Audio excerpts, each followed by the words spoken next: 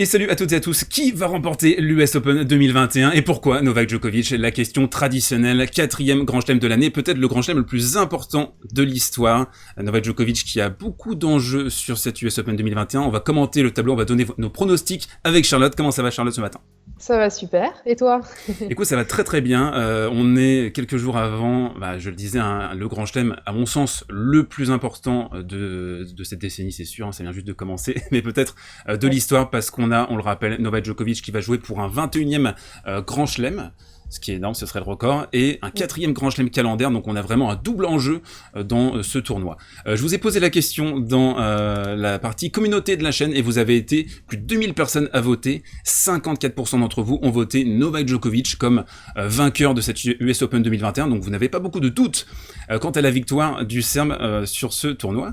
Et au niveau des books, on va regarder ça rapidement avant d'engager sur les tableaux. Novak Djokovic est à 1,75, ultra favori devant Daniil Medvedev à 5, Zverev à 6, Tsitsipas à 10, et ensuite des outsiders du type Berrettini, Sinner, Shapovalov, etc. à 30. Voilà, on a été exhaustif sur la présentation. On va parler évidemment de Novak Djokovic. Alors que dire, Charlotte? Il a remporté les 3 premiers grands chelems, l'Open Australie, Roland Garros, au prix d'un parcours assez énorme. Il a battu Rafael Nadal en demi-finale, un match épique, un 3e set légendaire. Une victoire ensuite contre Stefano Tsitsipas. Il était mené 2-7-0. Ensuite, il a réussi à revenir et à remporter la rencontre en 5 manches. Ensuite, on a eu Wimbledon également, avec un tableau relativement simple, un niveau de jeu assez moyen pour Novak Djokovic, mais ça a suffi, il a remporté le tournoi. Et on vient de se quitter avec les Jeux Olympiques parce qu'il n'a pas rejoué depuis les JO de Tokyo. Il a perdu en demi-finale contre Alexander Zverev alors qu'il menait 1-7, un break. Donc il était bien engagé et puis tout d'un coup, ma coupure de courant physique, mentale, psychique, que sais-je, on l'a un petit peu perdu et il a même pas réussi à remporter la moindre médaille puisqu'il a perdu contre Carreño Busta sur la médaille de bronze. Carreño Busta qui a remporté ce match et il a même pas joué le double mixte après, il était complètement vidé. Charlotte, je te pose la question, comment est-ce que tu le sens Novak à l'approche de ce tournoi? Forcément, son tournoi au JO est peut-être la seule vraie inquiétude en fait qu'on peut avoir vis-à-vis du Serbe avant ce dernier Grand Chelem. Après, je pense qu'il a quand même eu le temps de se ressourcer mentalement et physiquement. Je pense surtout mentalement en fait. Alors même si physiquement, on a vu qu'au JO c'était compliqué et c'est vrai qu'il a quand même beaucoup enchaîné depuis le début de saison. Ouais. Mais je pense que mentalement, forcément, il a le poids de l'histoire là dans sa raquette. Et je pense que c'était important pour lui de faire cette coupure. Après, personnellement, j'ai pas beaucoup d'inquiétude. Je pense qu'il va arriver très frais à l'US Open et que son objectif, voilà, il est là, c'est de remporter ce 21e Grand Chelem. Il a fait les 3/4 du boulot cette saison. Il y aura certainement le plus dur à faire là sur ce tournoi, mais on va en parler. Mais je pense que il n'a pas forcément le tableau le plus compliqué pour y arriver. Donc, il se positionne logiquement en grand favori. Et s'il est bien physiquement et mentalement, ça devrait le faire. On rappelle à Novak, c'est 8 finales à l'US Open quand même, c'est pas mal, c'est un sacré chiffre. 3 victoires, entre guillemets simplement, attention, selon les standards de Djokovic. 3 victoires à l'US Open, ça reste quand même colossal. Mais la question, comme tu dis, c'est est-ce qu'il a encore du jus? Est-ce qu'il a réussi à se ressourcer après cette pause, après les Jeux Olympiques? Il n'a pas joué à Toronto, il n'a pas joué à Cincinnati. Ça va être immédiatement un match contre un qualifié au premier tour. Ensuite, ce sera certainement Struff qu'il retrouvera après les Jeux Olympiques. Donc Novak, il y a cette question-là. Et puis ensuite, au niveau du tableau, on a vu, il faudra battre Zverev en demi-finale, a priori, et ensuite Medvedev en finale, si ça se qualifie évidemment de l'autre côté du tableau. Novak a évoqué des conditions très rapides, en tout cas plus rapides cette année, après quelques entraînements, donc ça peut être intéressant. Il a dit qu'il y aurait vraiment une importance pour le service, et on le sait, Djokovic et le service, depuis qu'ils ont travaillé ensemble avec Goran Ivanisevic, c'est vraiment un de ses coups forts, maintenant un coup majeur, surtout côté égalité, le service court croisé là qui est vraiment mortel. Aux Jeux Olympiques, avant la panne de courant, on l'avait vu quand même très performant sur les premiers matchs. On se souvient du match contre Nishikori qui l'expédie complètement. Donc la question avec Novak, c'est toujours est-ce qu'il va réussir à jouer à son plein potentiel? Et si oui, qui peut le battre? Et c'est ça aussi la question. À ton avis, Charlotte, est-ce qu'il y a quelqu'un dans le tableau avec un Djokovic, peut-être pas à 100%, parce qu'à 100% on sait que c'est certainement le meilleur joueur de sa génération, mais qui pourrait le battre à un niveau très haut, mais pas forcément ultime comme il peut parfois le faire? Bah là, pour moi, très clairement, dans sa partie de tableau, son concurrent direct, c'est Zverev. Zverev qui nous fait quand même un été exceptionnel entre sa médaille d'or au JO, il vient de remporter Cincinnati. Voilà. En plus, il était finaliste l'année dernière, donc je pense qu'il aura vraiment cœur aussi à prendre sa revanche sur ce tournoi. Donc pourquoi pas un Zverev chaud Ouais. pour venir enquiquiner un petit peu Djokovic. Ça pourrait être une demi-finale en tout cas assez intéressante. Ah oui, on veut la voir celle-là. Hein. Ouais, on veut. Après, bon, bah, sur la route de Djoko, il y aura peut-être un Hubert Hurkacz aussi qui peut peut-être l'embêter s'il est en forme. Ouais, il est bien Hurkacz. Alors Ouais. il a montré des très très belles choses, notamment à Wimbledon. Moi, j'ai beaucoup apprécié son niveau de jeu. Également à Toronto parce qu'il joue Medvedev à Toronto. Il est devant, il est meilleur hein, sur l'ensemble de la partie. Medvedev s'en sort, on sait pas trop comment. Il remporte le tournoi par ailleurs ensuite. Mais Hurkacz, il est capable. Je le disais hein, déjà, pour moi c'est une espèce de Berdych 2.0. Il a une grande stabilité des deux côtés. Il est grand, il a un bon service. Et on sent qu'il a peut-être passé un cap au niveau mental. Par contre, ce sera en quart de finale. Et là, la machine Djokovic sera certainement lancée à ce stade du tournoi. Et en première semaine, alors je lisais ici et là sur Twitter que Djokovic avait un tableau difficile. J'ai du mal à être d'accord avec cette observation parce que qui est vraiment dans sa partie de tableau un danger. On voit Kei Nishikori, mais bon, il l'a complètement satellisé aux Jeux Olympiques. Goffin, c'est plus que l'ombre de Goffin, c'est la dépouille. Karatsev, il a perdu son rythme. De Minor, je pense qu'il le mange au petit déjeuner. Bon, et il y a Berrettini, sinon tout en bas, mais Berrettini revient d'une blessure à la cuisse. Il était déjà blessé d'ailleurs sur la finale de Wimbledon. Et là, je l'ai revu à Cincinnati contre Félix Auger-Aliassime. C'était pas bon. Il se déplace pas bien. Berrettini, 11 coups gagnants, 31 fautes directes. Les courses latérales, c'était laborieux. Et Berrettini, c'est un joueur de winning streak. Il a besoin d'arriver lancé. Et là, il arrive complètement à l'arrêt, je pense. Donc, ça va être, à mon sens, difficile pour l'Italien. Et comme tu le dis, Zverev représente assez évidemment la plus grande menace sur cette moitié-là. Je vois pas d'autres joueurs qui seraient capables de le battre en fait. Shapovalov qui avait fait une demi-finale à Wimbledon, 3 défaites depuis. Ouais, c'est compliqué. Sur ses entrées en lice. Toronto et Cincinnati, il est complètement passé à côté de ce diptyque. Je ne vois pas de joueur Khachanov pareil. Alors il a battu à Paris à une certaine époque, mais bon là on est dans un contexte complètement différent. Il faudrait que Khachanov avance jusqu'en demi-finale pour le jouer, donc non, je vois pas de joueur battre Novak Djokovic avant la demi-finale. Encore une fois, on peut se tromper, hein, ce sont des prévisions avant le tournoi, en amont, mais voilà. Une dernière chose à dire sur Novak, Charlotte, une remarque Non, bah juste une dernière chose, c'est qu'effectivement, faut pas qu'on oublie aussi que c'est un format en 3-7 gagnants, et là-dessus, Djokovic est quand même relativement supérieur à tous ses concurrents, et il reste le plus fort sur ce format-là. Donc là où on a pu avoir des surprises, par exemple, aux Jeux Olympiques, je pense que ça pourra pas arriver sur un tournoi du Grand Chelem, où bah, même s'il peut laisser passer un set par-ci, un set par-là, derrière, on sait qu'il aura le temps pour se remobiliser, donc c'est aussi un atout pour lui, ce format en 3-7 gagnants. Très juste. On va passer au deuxième favori de cette épreuve, Alexander Zverev, 11 victoires consécutives, il est lancé tu l'as dit très justement, en 2-7 gagnants, ses victoires. Il a remporté les Jeux Olympiques. Il a également remporté Cincinnati. Il était mené 4-1 au 3e set contre Tsitsipas. Et il a réussi à renverser la tendance. Le Z, donc, c'est, pour moi, hein, je trouve, il donne l'impression d'avoir passé un cap mentalement, là, ces dernières semaines. Il a une espèce d'aura. On le sent hein, quand on suit le tennis avec beaucoup d'acuité, beaucoup de précision. On voit quand un joueur passe un cap mental, quand il commence à avoir plus de confiance, ça se traduit par un langage corporel plus sûr, également capable de remonter des matchs aussi qui sont mal embarqués, comme face à Tsitsipas. Je sens Zverev capable de faire un grand coup sur ce tournoi. Il arrive lancé, lui, pour le coup, il a fait la pause adéquate hein, après les Jeux Olympiques, et il arrive à Cincinnati, il remporte le tournoi.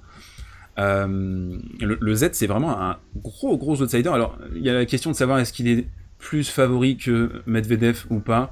J'ai mis tous les deux à 4 étoiles, je les place à égalité. Medvedev peut-être un avantage parce qu'il jouera... Enfin non, pas un avantage en fait, parce qu'il faudra scoltiner Djokovic si Djokovic gagne tous ses matchs.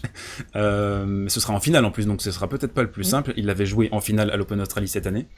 Ton impression, toi, de Zverev sur ces dernières semaines ouais. Bah non, je rejoins globalement ce que tu as dit. Effectivement, on voit que tous les feux sont ouverts pour lui. Donc, je pense qu'il est dans une très très bonne forme. Et effectivement, s'il garde cette dynamique-là, il peut potentiellement faire quelque chose de grand. Après, moi, il y a toujours un truc qui me fait un peu peur chez Zverev, c'est que des fois, il s'effondre un petit peu mentalement. Ouais, Après, bon, là, vu qu'il a quand même beaucoup de confiance, ça devrait pas arriver. Mais bon, on sait jamais. Voilà, c'est un grand chelem, donc c'est forcément différent. Ah, c'est un format différent, c'est un 3-7 gagnant, c'est une aventure, c'est différent, il y a des hauts et des bas dans le match. Ouais. Et c'est pour ça, remporter 3-7 face à Novak Djokovic, on revient à Novak, ça n'a pas été fait cette année, et c'est pour une bonne et simple raison, c'est que ce mec maîtrise d'une manière incroyable ce format, ce voyage, les aléas d'une rencontre en 3-7 gagnant, faut pas paniquer, on l'a vu contre Musetti, on l'a vu contre Tsitsipas à Roland-Garros, il ne Il panique sait jamais. gérer les moments difficiles, en fait. Exactement, et c'est peut-être ça qui manque à la next-gen, parce que là, vraiment, à cette US Open 2021, c'est Novak Djokovic face à la Au next-gen. reste du monde. Ouais. C'est ça. On passe à Medvedev qui est tout en bas du tableau, tête de série numéro 2, il jouera Richard Gasquet au premier tour. Richie qui est pas tombé forcément sur sur un joueur simple à jouer. Daniil, c'est une finale en 2019, finale épique, mémorable, un des meilleurs matchs de la décennie précédente contre Rafael Nadal. C'est une victoire également à Toronto cette année, en préparation de l'US Open. Pour moi, c'est le deuxième meilleur joueur sur dur, après Novak Djokovic. Il l'a montré ces dernières années, sa stabilité est supérieure à celle d'Alexander Zverev. Peut-être que son niveau maximal est inférieur à l'allemand, mais je pense que sa stabilité parle pour lui. Et son style, il est redoutable pardon, parce qu'il y a ce revers à plat qui est très difficile à négocier pour les adversaires, surtout les adversaires qui sont assez grands, parce que les balles arrivent dans les chevilles, il faut les remonter, il faut les réaccélérer, et ça c'est difficile. On pense à Stefanos Tsitsipas, on va en parler d'ici quelques instants. Il a un énorme service, un énorme retour de service également, donc il est incroyable, hein, Daniil. Bon, là on l'a vu craquer contre Rublev après une séquence étonnante où il se prend la caméra de plein fouet et ensuite il sort un petit peu de son match. Mais Daniil, il est c'est le gros outsider. Bah, les books se sont pas trompés, hein. Il fait partie des favoris. Tu en penses quoi de Daniil? Ouais, totalement. Ah, je le placerai pas en outsider parce que pour moi, il est bien au-dessus de ce statut-là. Je le placerai en deuxième favori ex aequo avec Zverev. Je trouve que c'est compliqué en fait de départager les deux parce qu'ils sont tous les deux en grande confiance. Bah, ils ont tous les deux remporté un tournoi de la préparation américaine. Ouais. Donc voilà, ils sont en forme. Après, le tableau est différent pour Medvedev parce que bah, s'il doit rencontrer Djokovic, ça sera en finale. Et effectivement, comme tu l'as dit, en finale, c'est autre chose. C'est peut-être le plus difficile parce que bah, voilà, on sait que Djoko est vraiment presque inhumain en fait en finale. C'est assez incroyable. C'est un animal à sang froid, hein. C'est une bête. Ouais, c'est ça, L'odeur du sang, hein, chez Novak. Le tableau de Medvedev, il est pas extrêmement difficile, je trouve. Alors certes, il y a des noms. Evans revient du Covid, là, il a du mal à retrouver le rythme. Dimitrov, il a fait 2-3 petits trucs sympas à Cincinnati, mais ça reste. C'est pas non plus un très très gros danger, quoi. Ah non, pas du tout, hein. Et Isner, il le mange au petit déjeuner. Daniil. On a Casper Ruud qui va démonter sur cette surface, je pense. Donc bon, encore une fois, on parle avec assurance, on sait pas ce qui va se passer. Si ça se trouve, Richard va battre Daniil en 3-7 sec. On ne sait pas, ça reste du tennis, ça reste du sport. Il y a des choses qu'on peut pas contrôler. Mais a priori, pour Daniil, c'est rendez-vous en demi-finale contre Tsitsipas ou Rublev, c'est ça? Eh ben, si on suit la logique, effectivement, ça devrait se passer comme ça. Alors, Rublev ou Tsitsipas, maintenant, that is the question. On va justement enchaîner sur Tsitsipas. Aucune deuxième semaine à l'US Open, ça c'est important à noter. Je trouve encore, malheureusement pour les fans, pour les Titi fans, une tendance au choke un petit peu chez le grec. Zverev à Cincinnati, Djokovic à Rome également, si vous avez suivi cette rencontre. On avait eu un choke, on se souvient aussi d'un match contre Rublev l'année dernière. Les défauts du grec, c'est le retour de revers, comme d'habitude, on en a déjà parlé. Alors il arrive de temps en temps à effectuer des retours bloqués, c'est pas un souci de faire de temps en temps, mais quand la pression est là, quand les enjeux sont là, quand les quand vous devez en fait remporter des points entre guillemets assez facilement pour vos adversaires, vous servez le revers de Tsitsipas et puis vous espérez qu'il va rater son retour, ce qui arrive quand même trop souvent pour un joueur qui espère remporter un titre du Grand Chelem sur cette surface. C'est difficile aussi pour lui, je pense, de défendre sur cette surface, contrairement à la terre battue, où il est très très fort en transition, attaque-défense, les glissades latérales, même vers l'avant, il est redoutable, c'est un des tout meilleurs joueurs sur terre battue, mais je trouve que la défense sur dur, elle est moins bonne du côté de Tsitsipas. Pour lui, et on en a déjà parlé sur la chaîne, il vit et il meurt par le deuxième coup de raquette, qui est très très important pour lui. On l'a vu contre Zverev à Cincinnati. S'il engage avec son service et que son deuxième coup de raquette est létal, c'est sa façon de jouer sur cette surface. Il a besoin d'être ultra agressif pour être compétitif. Et il jouera Andy Murray au premier tour. C'est énorme ça. Ah ouais, très gros choc. Ah ouais, on est content de voir ça. Alors ça va être certainement en France à 3h du matin. Donc on va encore dormir des poignées d'heures par-ci par-là. Mais très très envie de voir ce match. C'est un des belles affiches du premier tour. Tsitsipas, est-ce que tu penses qu'il a le potentiel pour remporter le tournoi? C'est peut-être une question rhétorique, je ne sais pas. Je dirais que non. Après, c'est mon jugement purement personnel, hein, mais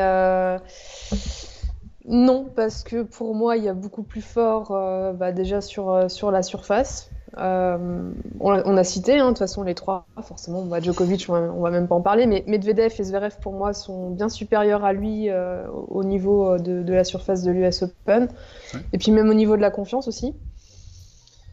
Et puis, de toute façon, Tsitsipas, il se fait éliminer en 8e de finale par Hugo Humbert. Ah, ça c'est beau, ça. Ce sont des paroles patriotiques qui t'honorent, Charlotte. Alors, le tableau, ce sera Murray au premier tour, peut-être, ce sera un Français certainement, ce sera un Français même sûr, non, à moins qu'il change de nationalité d'ici là, mais ce sera soit Manarino, soit Herbert. Ensuite, Norrie, qui était un des joueurs en forme du premier semestre de cette année. Tu l'as dit, Humbert en 8e, possiblement Rublev en quart de finale, et après Medvedev-Djokovic. Ça ressemble à un parcours du combattant, cette histoire.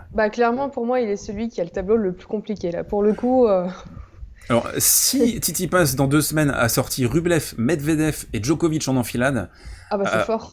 Mon gars, ton premier grand chelem, tu l'auras mérité, hein. Bravo. Ouais. Bravo à toi. Clair. Un petit mot sur Rublev rapidement qui a fait une finale à Cincinnati. Je trouve qu'il y a encore un plafond de verre sur cette surface, sur ce format en 3-7 gagnant, pas sur la surface, il est très bon sur dur. Sur ce format, on sent qu'il manque un peu d'air encore dans les très hautes altitudes. On l'a vu face à Zverev, face à Novak, je pense aussi. Possiblement face à un Daniil qui est concentré, qui se prend pas des caméras qui sont installées sur le court. On sait pas trop pourquoi. Je vois pas Rublev remporter l'US Open. Alors on l'a mis à 1 étoile parce que si jamais, je sais pas, il y a une fission nucléaire, une faille dans le sol, je sais pas, il faudrait un truc des extraterrestres peut-être qui débarqueraient, je ne sais pas. Mais ça me paraît compliqué, non? Ouais, je suis d'accord. Il peut potentiellement faire un bon outsider, mais après... Oui, voilà, on est d'accord. Un quart de finale contre Tsitsipas serait déjà, je pense, un très bon résultat pour lui. Moi, je le vois peut-être aller jusqu'en demi, même, contre Daniil. Ouais. On va balayer très rapidement le tableau femmes avant de revenir sur nos pronostics pour conclure cette vidéo. Alors d'abord, les pronostics pour ce tableau. C'est partie favorite à 4. Donc pas ultra favorite, vous voyez la différence et la nuance entre le circuit WTL et le circuit ATP. Osaka à 6, et ensuite on a une brochette, Sabalenka, Swiatek, Pliskova, Andreescu, Alep, Kokokov, qui sont relativement dans un mouchoir de poche. Je vous montre le tableau rapidement. Charlotte, je vais te laisser balayer Barty, peut-être, pour commencer. Barty qui a remporté, on l'a dit, on l'a pas dit, on va le dire maintenant, Wimbledon et Cincinnati, qui a remporté pas mal de matchs cet été. Elle est vraiment favorite ? Oui. Je pense que c'est difficile de pas la citer, forcément. Numéro 1 mondial, qui a remporté son 5e titre cette saison à Cincinnati. Forcément, elle est exceptionnelle, cette joueuse. Enfin, c'est quand même incroyable. En plus, on sait qu'elle n'est pas rentrée en Australie depuis le début de saison. Oui. Et on sait qu'elle ne rentrera pas justement avant la fin de saison. Donc mentalement, je trouve que c'est aussi super fort parce que être aussi loin de chez soi et réussir à enchaîner les perfs, c'est vraiment exceptionnel. Ouais. Et oui, Barty forcément favorite. Après, forcément, je trouve que sur surface dure, il y a toujours un petit peu plus de concurrence. Et puis après, on sait que tout peut se passer dans un tableau féminin. Bon, mais oui, forcément, Barty, logiquement favorite de l'US Open. Et ça serait d'ailleurs exceptionnel qu'elle réussisse à remporter le tournoi, parce que ça voudrait dire qu'elle aurait remporté un tournoi du Grand Chelem sur toutes les surfaces. Et ça, pour le poids de l'histoire, forcément, ça compte. Ah oui, et quelle serait pour toi la menace principale? Alors, on va évoquer également Osaka, je pense que c'est important. Osaka qui a remporté 7 matchs depuis sa victoire à l'Open d'Australie, donc il n'y a pas beaucoup de matchs. Bon, il y a eu beaucoup de heurts par rapport aux conférences de presse, un aveu de dépression également qu'elle a eu par le passé. Osaka, est-ce qu'elle est vraiment dans la situation que les books la placent, c'est-à-dire deuxième favorite? Oui, sur le plan tennistique Sur le papier, pur. ouais, mais... Oui, mais dans le contexte actuel. Non, dans le contexte actuel, pour moi, c'est difficile de la mettre, même de la mettre dans les outsiders. Pour moi, c'est pas cohérent, parce que je pense qu'il faut être aveugle en fait pour voir qu'Osaka ne va pas bien. Elle va pas bien et ça se voit. Enfin, moi personnellement, c'est une joueuse que j'apprécie beaucoup. Ouais. Et je suis assez inquiète pour elle, parce que j'ai l'impression qu'elle s'enfonce de plus en plus dans cette espèce d'état de déprime en fait. Et forcément, ses résultats sur le court s'en font ressentir. Et en plus, elle est quand même tenante du titre. Donc c'est beaucoup de pression pour elle. Ça va être très très compliqué à gérer mentalement, et j'espère qu'elle nous fera mentir, mais j'ai quand même du mal à voir Osaka aller loin dans ce tournoi, malheureusement. Ouais, c'est un cas de figure très intéressant, Naomi Osaka, je trouve, parce que c'est une joueuse superbe, c'est une immense star du tennis, et là, elle est dans un creux. Alors, c'est pas la seule à avoir vécu ça dans l'histoire du tennis, c'est un sport qui vous ronge mentalement. On se souvient d'André Agassi également, qui était passé par une dépression. On peut regarder vers le passé, vers l'histoire, pour trouver des points de comparaison avec des champions qui ont eu du mal à trouver de la motivation, qui ont eu des passages dépressifs. On se souvient de Soderling également, qui a eu des difficultés, qui a eu une mononucléose, et ensuite il me semble une dépression. Pour Naomi Osaka, ça va être très intéressant de voir si elle va être capable de réactiver la machine et de redevenir la patronne, et notamment sur dur, c'est vraiment sa surface, tu l'as dit. C'est très très intéressant à suivre, je trouve. On a envie évidemment qu'elle puisse trouver des solutions mentales, et de redevenir épanouie, tout simplement, parce qu'il y a le tennis, mais il y a aussi la vie perso, la vie privée. Toute la pression qu'elle a, cette joueuse, par rapport à son image, par rapport à ses prises de position également, en dehors du court, les prises de position politiques qui la mettent parfois sous le feu des critiques. Donc, Naomi Osaka, ça va être très très intéressant à suivre son tournoi, je pense. On a parlé des deux têtes d'affiche. Qui vois-tu remporter ce tournoi chez les filles? C'est pas évident, hein. Pas évident. Après, j'ai envie de miser sur Barty. Ouais. Après, c'est peut-être plus une conviction personnelle et une envie qu'un réel pronostic. Mais pourquoi pas Barty? Franchement, ça serait bien. Oui, puis ça entérinerait son statut de patronne du circuit WTA, qui a besoin d'une patronne. On note également, mais vous l'avez vu, l'information, Serena Williams qui ne sera pas de la partie, comme évidemment, mais ça vous le savez, Roger Federer et Rafael Nadal. Côté garçon, on va rebasculer rapidement côté homme, et on va donner nos pronostics. Et là, c'est un peu technique, parce que je pense qu'il va y avoir deux types de pronostics. En fait, si vous devez miser votre maison, évidemment, Novak Djokovic va remporter l'US Open 2021. Mais, et il y a un grand mais, personne n'a remporté les 4 grands chelems sur une année depuis Rod Laver en 1969. Donc là, on est dans un autre monde, c'était il y a 50 ans. C'est un exploit qui est colossal, et qui est colossal à juste titre, parce que c'est très très très difficile, mentalement, physiquement, de se mettre dans les dispositions pour remporter les 4. Il a déjà fait une année exceptionnelle. S'il venait à perdre avant la finale, par exemple, à l'US Open, ce serait quand même une année formidable. Il faudra pas tout jeter, parce que ce qu'il a fait, c'est monstrueux cette année. Même si, on l'a vu aux Jeux Olympiques à Tokyo, est-ce que c'était vraiment nécessaire de jouer le double mixte? Enfin bref, on s'égare. Charlotte, qui va remporter l'US Open 2021 chez les garçons? Choix du cœur ou choix de la raison? Ah, tu peux me donner les deux, hein. Choix de la raison, Djokovic, forcément. Et après, choix du cœur, bah, j'aimerais bien Medvedev. C'est un joueur que j'aime beaucoup et je trouve que bah, voilà, il mérite de remporter son premier Grand Chelem. Et si en plus il le fait contre Djokovic qui est en mission, bah, ça serait encore plus héroïque. Donc allez, on va partir là-dessus.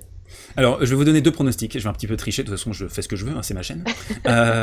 Novak Djokovic va remporter l'US Open 2021. Ça, c'est le pronostic sûr, fiable.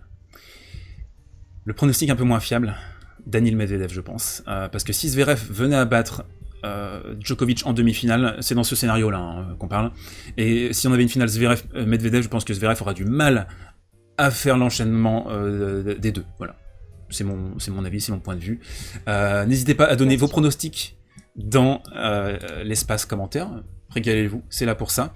Si vous avez apprécié ce contenu, n'hésitez pas à le pousser, à le partager, à vous abonner également le cas échéant. On se retrouve mardi midi pour le premier digest de l'US Open 2021. Charlotte, sur ton Twitter comme d'habitude. Madame Tennis, merci à toutes et à tous d'avoir suivi cette petite vidéo sympathique dans un décor, vous l'avez vu, un peu compliqué, avec un truc un peu bizarre derrière moi, mais c'est normal. On retrouvera les habitudes dès la semaine prochaine. Merci Charlotte d'avoir été présente sur cette vidéo et à très bientôt. Toujours un plaisir. Mes très chers côtes, bye bye. Il faut que je coupe la vidéo, c'est maintenant.